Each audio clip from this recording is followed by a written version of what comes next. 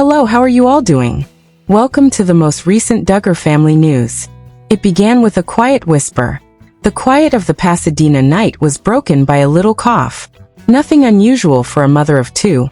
The weariness of long days, the weight of nighttime nursing, and the constant stream of tiny hands tugging at her. Always composed and patient, Jinger Duggar had applied a warm compress and prayed to get rid of it.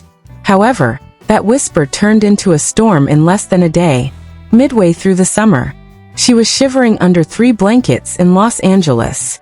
Her eyes went glassy, her cheeks flushed, and her heart pounded beneath her frail wrists. It wasn't until Jeremy noticed that her voice began to falter, and that the intensity of her laughter had begun to wane. After her fever reached 103.7, he acted without hesitation. Like he did on their wedding night, he picked her up, but this time he loaded her into the car and drove away as if he were attempting to escape death. The ER was oddly quiet that night. Above them, the lights buzzed, creating dazzling halo effects on the spotless floor tiles. Jeremy could only hear his own heartbeat, but the nurses were moving purposefully. As they brought Jinger away, he spoke Bible passages to her while holding her feverish, dead hand. For the first time in years, he was unable to sense her force propelling him forward. She was falling. The fever refused to subside. The coughing continued. Normally her lips were hot with laughter, but now they were silent. It was described as a viral fever, a awful one. It was something that triggered her immune system, not COVID or pneumonia. Jeremy was afraid, but the doctors weren't. Monitor, they said. Mercy, he said. Outside her door, Jeremy moved back and forth in the hallway like a man praying on a brink. He has been preaching, writing books about faith and strength, and assisting people through difficult circumstances for years. However, what about right now? Now that he was only a husband, he was afraid of his partner's decline. Breath by breath. In Arkansas, word spreads like wildfire. Jill immediately texted Jeremy after hearing Joanna's voice break on the phone. She sent him quick, anxious texts like, "How bad? Is her breathing possible? We're in prayer." Even the always silent Jana left a voicemail. The speaker was shaken by a faint prayer. In their different ways, the sisters were reaching back over years of silence, criticism, and transformation. Despite the disarray, sickness has a way of uniting families. Seems.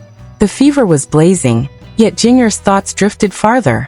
She shifted between the past and the present in the fog of drugs and pain. She thought back to her early years, when her family's home was constantly crowded with people, and the sound of laughing and wailing infants filled the air. She could still hear her father's voice becoming louder in church, trembling with confidence, and smell her mother's perfume. She recalled how Jeremy's hand trembled as he placed the ring on her wedding day, on the candles, the lace, and her finger. But all of a sudden, she became depressed. The pressure to be flawless. Continuous focus. The years she lived in fear of damnation. The weight of obedience, silence, and humility. She had fought hard enough for her independence. She opened her eyes to see Jeremy sitting beside her, holding her fingers in one hand and a Bible in the other. His voice was quiet as he recited Psalm 23. He finished it even though his voice broke. "Despite the fact that I walk in the shadow of the valley of death, I won't be scared of wicked since you're with me." All she could manage was a breath as she tried to speak. Leaning closer, Jeremy heard her say the quietest word of all. Amen. For 3 days, time stood still. Her room's lights never went out. Nurses arrived and departed, administering oxygen, drinks, and medications to lower fever. Every morning before the sun came up, Jeremy would change into fresh clothes and return to her bedside. He would pray over her sleeping body and smooth her hair back there. He protected her daughter, kept her phone silent, and her entire universe. Outside, fans speculated. Was it awful? Was she unconscious? While some trolls disseminate misinformation, others spread kindness. Here, however, none of that mattered. Not in the dark, in room 402, where fever and faith battled like angels. On the 4th morning, the tide turned. Her fever had subsided nearly completely. 101 before she began to breathe more slowly. Her color returned. She moved her fingers. When she opened her eyes for more than a second and looked directly at Jeremy, he let out a faint cry. "Is it over?" she asked in a hoarse voice. He couldn't articulate his response. "You remain here. It would be a long time before it improved. Her body would need time to recover and become more resilient." However, her spirit had recently passed through a furnace. Later that day, when the sun rose golden through the hospital windows, Jinger sat up for the first time. Not with much strength, but alert. The nurses applauded, like a man who hasn't been touched in a long time. Jeremy sat on the side of the bed and kissed her forehead. Later that day he shoved her into for a short workout in the corridor. She lay on his chest as he gently pulled her beyond the windows. Outside, the California sky was a never-ending shade of blue with soft clouds floating like promises. Felicity and Evangeline were being watched at home by a close friend from church. Every night, with their big eyes gazing up at the sky and their tiny hands held together, they prayed with Jeremy's mother, even though they didn't fully comprehend what had happened to their mother. All of a sudden, the prayers were answered. When Jinger returned to her hospital room, she requested a pen. When she wrote in a little leather journal that Jeremy had given her months before, she was still drowsy and recovering. It was only now that she had opened it. Although her writing was shaky, it was significant. She filled 4 pages with her opinions regarding God's kindness, love, control, and giving up, about the fear that formerly defined her faith and how, while being in a hospital bed, she had never felt so free. Jinger coolly. That evening, as Jeremy went outside to answer a call, she looked out the window.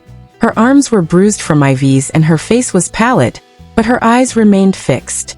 At that time, she wasn't a reality TV star, a mother, or a memoirist. She was merely a woman who had survived death. A flower arrived from Arkansas the following morning. It included a handwritten message in cursive that read, "We love you, but no name. We're in prayer. Get well soon." Although there was no signature, Jinger was aware of the lettering. Michelle's was beyond question. She sobbed softly. It was a release for a deeper reason, not because they were depressed. 2 days later, the hospital released her. Jeremy held her hands as she walked in a wheelchair. At home, their girls were bursting with anticipation. They took a car back to their peaceful neighborhood, where their home smelled of lavender and vanilla, and the sun filtered through the sycamores. Holding her daughters for a long time was Jinger's first act. She didn't leave in depth regarding it. She didn't have to. Children are aware when love returns to them. How about Jeremy? He regarded her as though he had nearly lost everything and had no intention of remaining. For the next 2 weeks, Jinger avoided the spotlight, just being motionless, with no news or posts. In the quiet, peaceful period of recuperation, she rested. She read the Bible in the mornings. She scribbled in her notepad in the afternoons. She would sit barefoot in the lawn in the evenings while Jeremy brought her tea, aided in my spiritual and physical recovery, a new starting, a shedding. In the weeks that followed, she resumed writing. For her own sake, not for fans or publishers.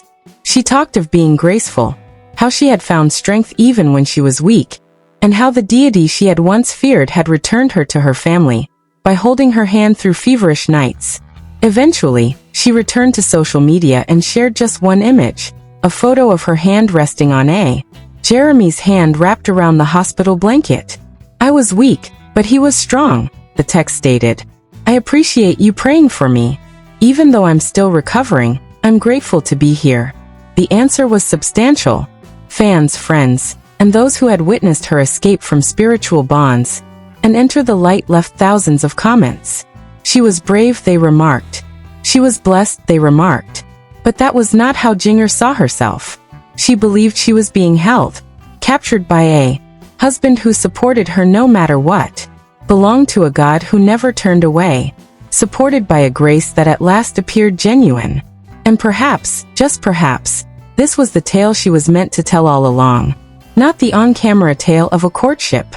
The quiet, agonizing reality of what it means to fall apart and be carefully put back together, rather than a revolt against a system.